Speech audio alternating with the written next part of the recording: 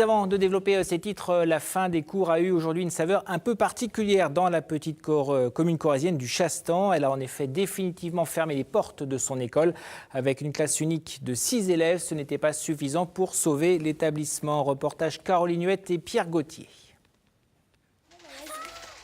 L'insouciance d'une veille de grandes vacances, mais derrière chaque sourire détendu, pointe déjà la nostalgie. En septembre, ces 6 petits Corréziens prendront la route du collège, alors que leur école, elle, restera vide. Je suis quand même triste qu'à faire parce que j'aurais bien voulu que mon petit cousin il y aille. Pourquoi ?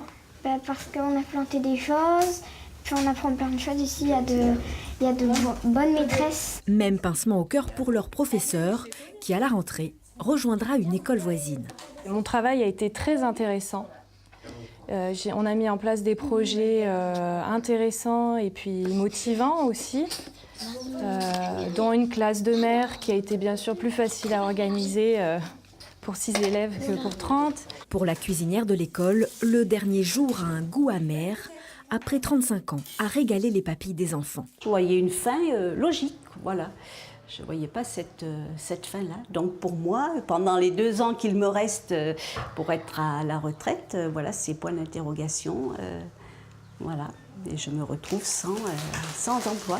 La maire de la commune aura jusqu'au bout tenté de sauver la petite école, en sursis depuis déjà plusieurs années. Ça donnait un peu de vivacité aussi au village. On voit bien que les villages ruraux sont en train de péricliter, si j'ose dire.